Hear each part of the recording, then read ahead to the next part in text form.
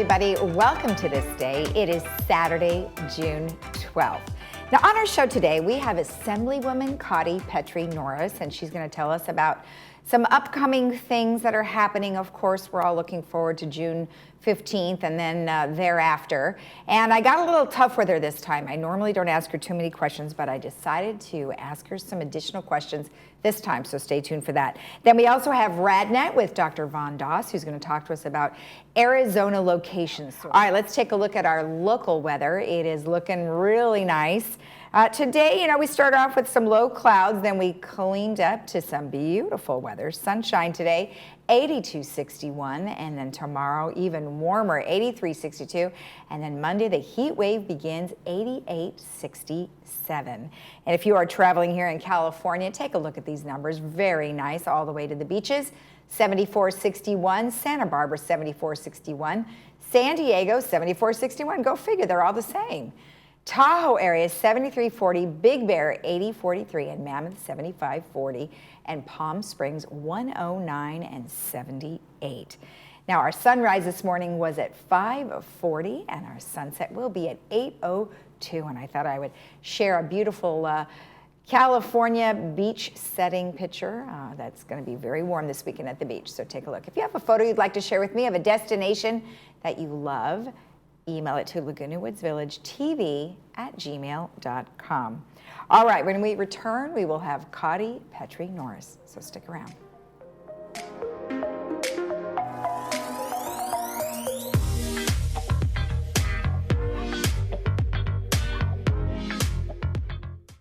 Are your hearing aids not working as well as you'd like?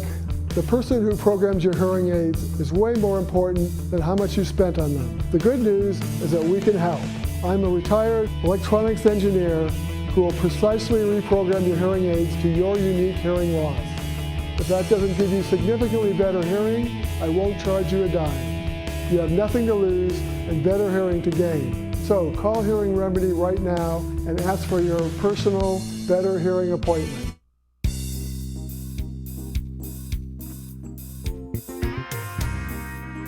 Welcome back. Well, today I am joined by Assemblywoman Cotty Petrie Norris, who is here to give us an update on everything that's going on. Well, Cotty, thank you for joining me today.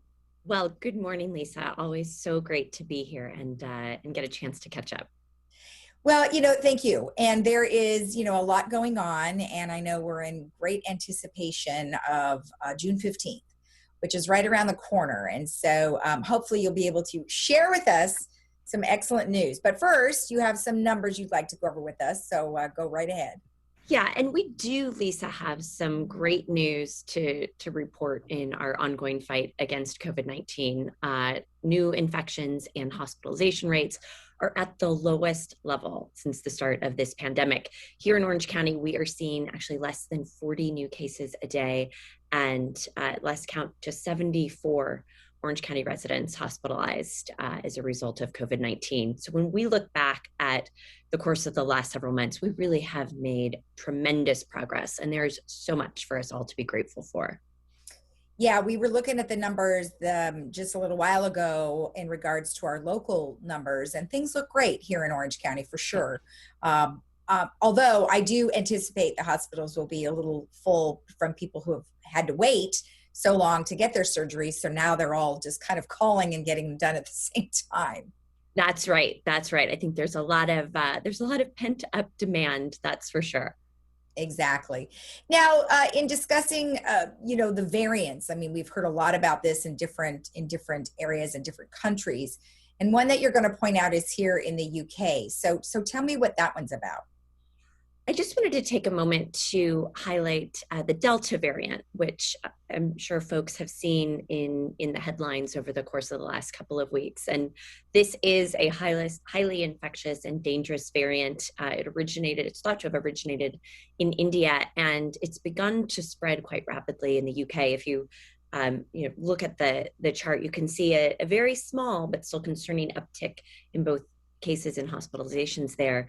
And I think the reason I want to share this is I think it really does, from my perspective, just highlight the importance of our vaccine rollout. And I think also highlight the success of the vaccine rollout, both here in California and across the United States. The UK, unfortunately, has been a little bit behind us. And as we see, they've been susceptible to this new variant. So I share this, I think, not to scare folks, but I think just to, emphasize the importance of continuing to roll out the vaccinations, particularly to our harder to reach communities. So with it being pretty prevalent in the UK, what's the likelihood that it'll be here in California, or is there some anticipation of time frame? I think that the expectation is if we can continue to roll out the vaccine on the pace that we have been, that we are going to be in really good shape to not fall prey to this variant or to others. I think that what we've seen is that individuals that do have both doses of the vaccine are resistant to the Delta variant and to others as well. And so that's why it's such great news that we've made so much progress on the rollout of the vaccines. Almost 40 million vaccines have been administered here in California. More than 70% of California adults have received at least one dose of the vaccine. And of course, the big news of the last month has been that the Pfizer vaccine is now able to be rolled out to everyone who's over the age of 12. And actually my boys, both of my boys are 12 and 14. They both got their first shot this past weekend. Okay. Now, so I have a tough question for you. And I normally don't ask you too many tough questions, but I have to today because, as you know, nationally, the goal was to reach 70% of everyone vaccinated. Here we are, California is 71% with at least one person, one dose. Well, we've already reached the percentage that was acceptable. And I think that is one reason that we are on track for the June 15th reopening date that I know, as you said at the top, that we've all been looking forward to. And June 15th, a lot of folks are asking, what can we expect? Mm-hmm. We are going to be back to business as usual. We're going to retire the tier system, retire the blueprint for the safer economy, retire these county level restrictions. Most businesses are going to be able to operate at full capacity, and no masks will be required for vaccinated Californians. And that is just around the corner. Exactly. All right. So here's another tough question for you, is that you've got lots of controversy and a lot of people who are resisting vaccinations because their belief is that you've got people who are vaccinated, and we've reached the 71% of those people vaccinated. And from what we understand, the vaccinations are 94+% effective. So why then would there be concern with the other people who aren't vaccinated and having to wear masks? Because I do understand that you still have the chance of getting COVID-19, but it wouldn't be as severe, or you wouldn't die if you have the vaccine. Isn't that correct? Absolutely. We have seen there's been isolated cases of what they call these breakthrough cases, but this is really a few thousand out of many, many millions of vaccinated Americans. And so the efficacy of these vaccines is something between, depending on the vaccine, between 95 and 98%. And as you said, even for these breakthrough cases, the cases that then result in serious illness are incredibly, incredibly slim. So this vaccine really is a miracle. It really is a modern miracle. And we know that there are still folks, unfortunately, who I think have been reading some disinformation or some alternative facts, who continue to be resistant. But we know that these are some of the most effective and some of the safest vaccines that have ever been developed. Right. I guess it's just still a little tough for some who do say, well, if you do get that to that 70% and you do have enough people who are vaccinated to get to the herd immunity, then there may not be the need for the others to get it at some point. I mean, isn't that kind of where we were going in the first place? I think the goal is for everyone who can safely get the vaccine to get the vaccine, because we know that there are some individuals who are immunocompromised, who do have underlying health conditions. And that means two things. It means that they can't safely get the vaccine, it also means that they are at the most risk from serious complications from COVID-19 or other diseases. And so in my mind, the reason that I got vaccinated, the reason I'm getting my children vaccinated, the reason I encourage my friends, my neighbors, everyone in the community get vaccinated is because we know that if we're going to protect our most vulnerable friends and neighbors, we can all step up and do our part to get to that community immunity. Okay. So that's why I think it's so important. Okay. Perfect. All right. Now let's talk about this of 2021 budget. And we have some numbers that, again, I'm here to ask you some tough questions today, Cotty. I know I normally don't, but only today is the one because there's so much talk about it primarily. So I wanted to kind of be the devil's advocate. So I hope you don't mind. I don't mind. Of course not. Okay. So we've got a very large reserve that we're looking at, and yet we've had a lot of misinformation, I think, over time about how we've gotten to that level. So I'm going to have you talk about your line items here, and then let's talk that way too. Great. So June 15th, just to set some context, June 15th is both the target date for reopening California. It's also the deadline for the legislature to submit California's budget for next year to the governor. And there's some really good news here as well. California, as I'm sure folks have seen in the headlines, we have a historic budget surplus. So we've went from last year believing that we were confronting an unprecedented economic downturn and an unprecedented budget deficit to fast forward a year later today, we have a historic budget surplus. And these resources are going to enable us to make some unprecedented investments in education, in healthcare, in expanded social services. And it also, what I want to emphasize and what's a top priority for me is to ensure that we have a strong fiscal foundation for our state. And so to that end, we've been advocating for record levels of budget reserves. The proposal that the legislature has submitted is $24.4 billion in reserve. That is a record high. We know that California has been through an incredibly challenging year. We've been on a roller coaster, but we are well positioned right now for a swift and robust economic recovery. Okay, so let's talk about where that $24.4 billion came from. A lot of our residents are on fixed incomes. Mm-hmm. So the gas prices are exorbitant right now. And could we believe that some of that money came from that gas tax hike? So the budget surplus, the primary reason that we have experienced this kind of unexpected windfall has been because of the strength of the stock market. So as we were going into the COVID-19 crisis, I think that there was a lot of justifiable concern that we were going to see a really precipitous economic downturn, that the bottom was going to fall out of the stock market. We were going to see a repeat of the 2008 crisis.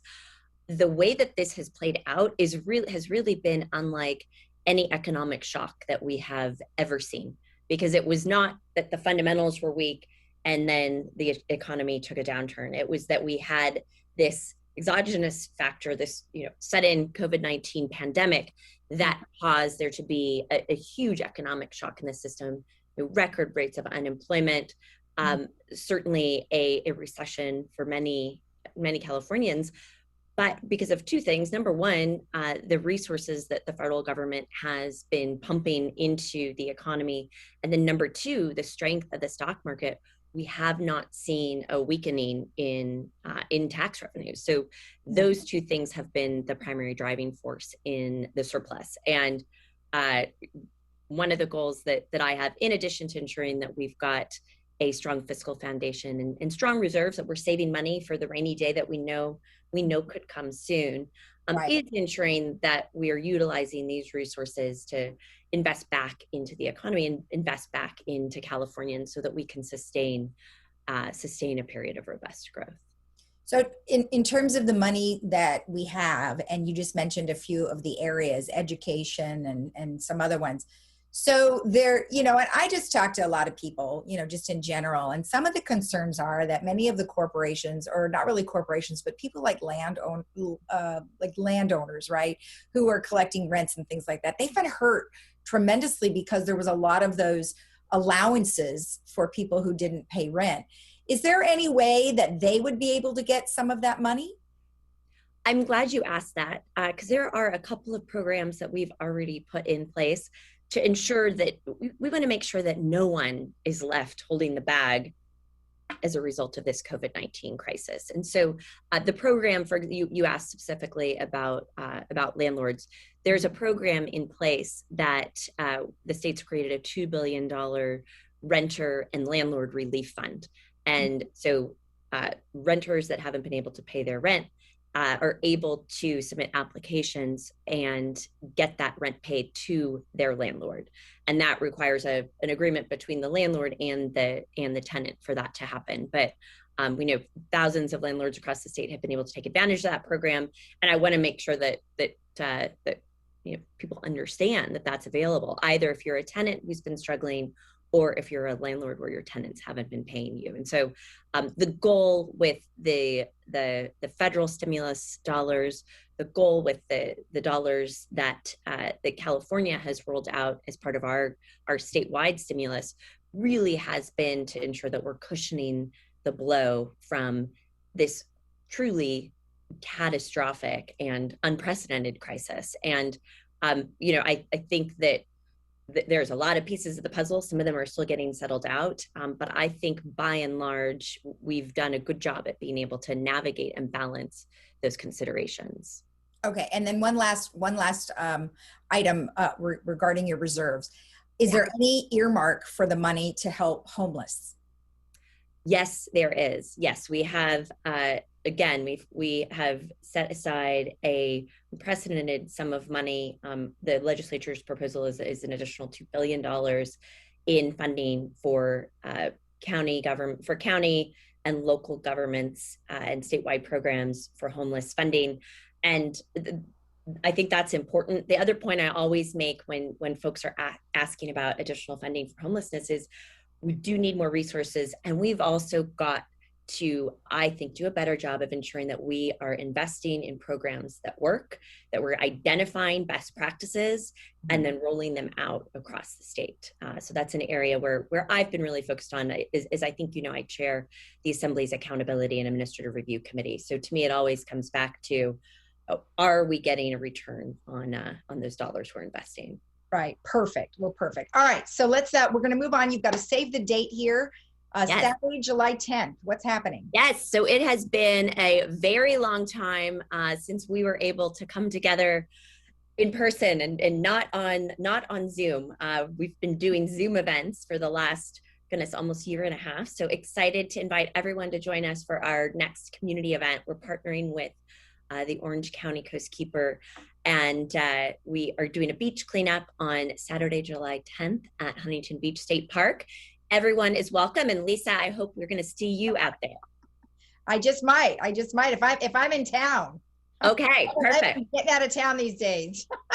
Now that I can. So now that you can, I know. Well, I will tell you, I fly back and forth, as you know, every week to Sacramento, and the airport gets more and more crowded every single week. So I know you're not the only one who's looking forward to getting out of town. I know for sure, but yes, I will do my best to be there.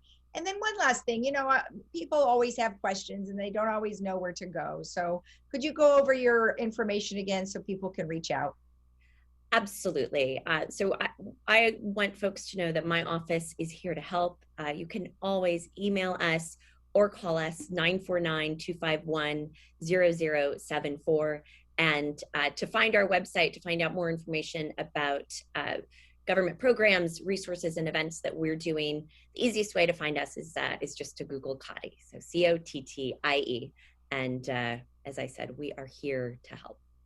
All right, perfect. Well, thank you very much for the information. I appreciate it as always. And we hope to have you in studio next month. Cross your fingers. Wonderful. I cannot wait. It's a date. Thanks so much, Lisa. Good to see you. You're welcome. Thank you. And we'll be right back after this.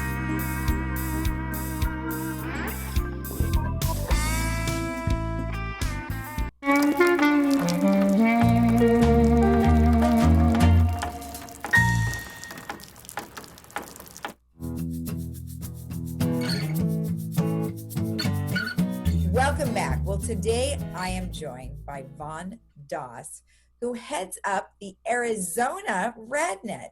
Well, I know that it's a big system, and that was the best way for me to introduce you. So welcome. It's nice to meet you. Nice to meet you as well. So I know you've only been with RadNet a short time. So give me just a brief background of what you did before.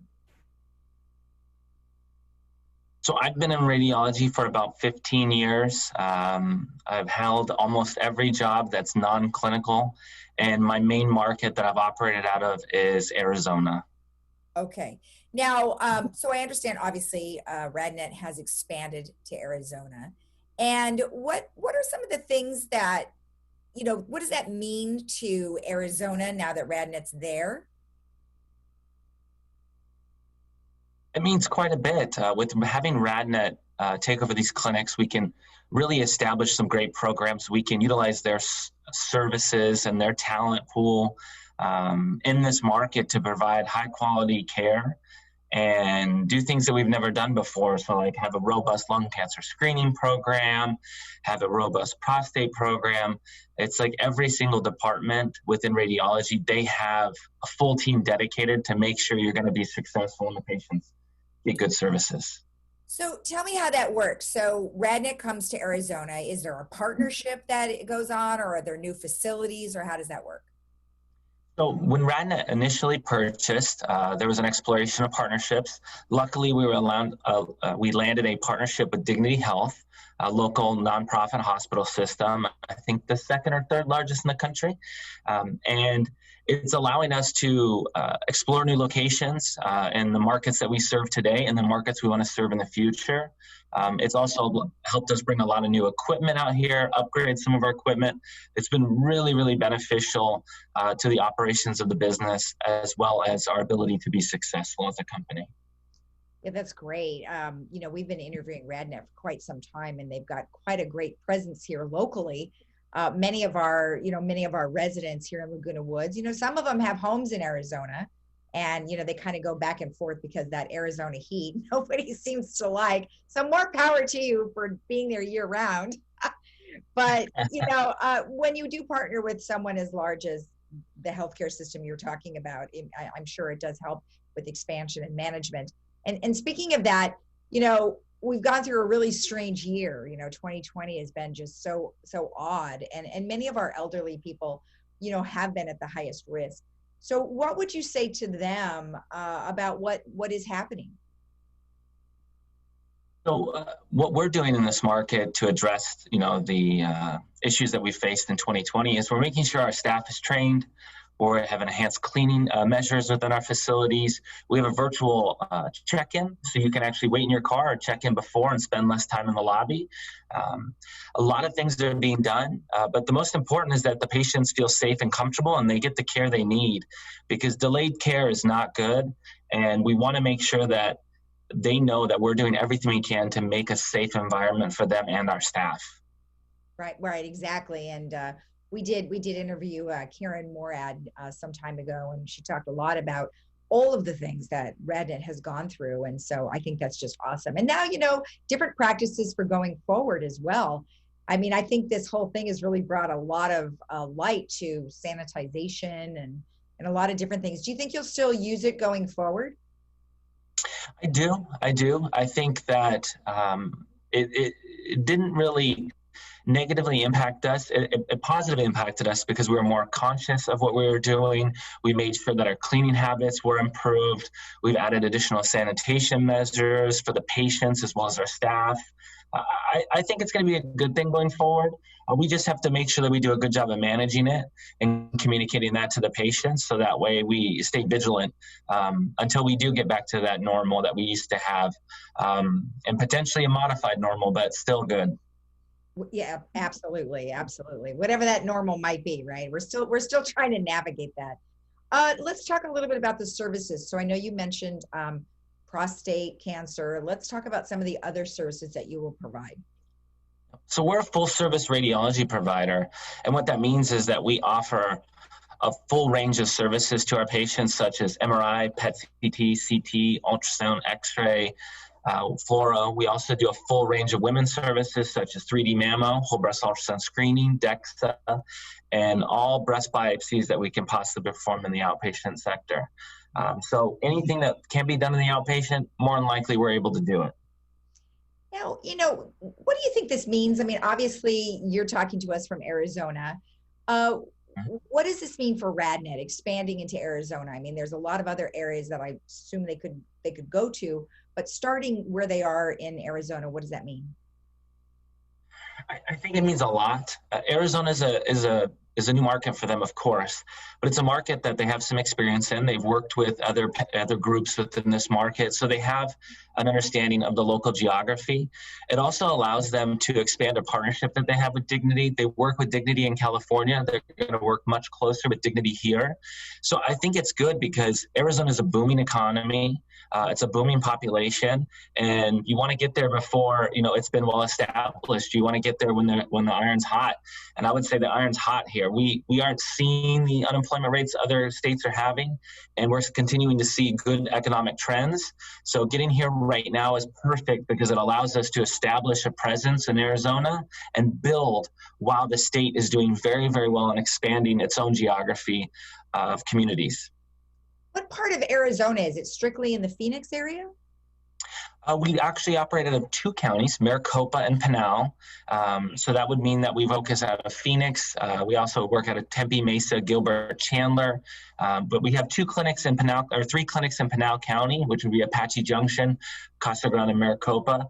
That might be considered a little bit more rural to people who are from out of state, but still good markets, still growing markets. And it's good. It gets us a little bit more geography and coverage so that we can take care of a greater population of patients.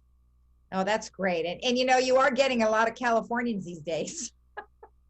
Yes, we are. Yes, we are. A good portion of California people moving in. Oh, yeah, we're coming in droves. Get ready. Well, it was very nice to meet you, Vaughn. I appreciate you taking the time. Thank you so much. All right. And we'll be right back after this.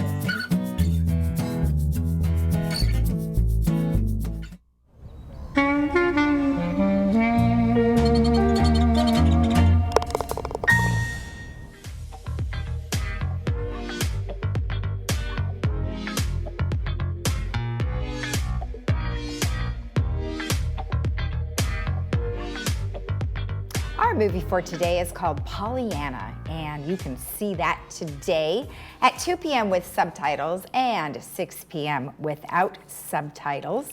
And you should enjoy that for your day today. Get out of the heat from the outside weather. All right, let's take a look at that weather as we were heading towards the rest of the weekend. Today we are looking at nice temperatures, 82-61, and then tomorrow we're looking at 83-62. And then Monday, we are looking for the heat wave to begin, and we'll keep you posted on that on Monday morning when we come back here live at 9 a.m. and it's 88-67 on Monday. If you are traveling in the state of California, temperatures look pretty good at the beaches, all pretty much averaging 74-61. Tahoe, 73-40. Big Bear, 80-43. Mammoth, 75-40. And Palm Springs, 109-78. Have a great rest of your weekend. We'll see you again here on Monday morning at 9 a.m. You can also watch our program at 12:30 and 5 Monday through Saturday, or you can see us on our YouTube channel, Village Television. Have a great weekend. Bye-bye.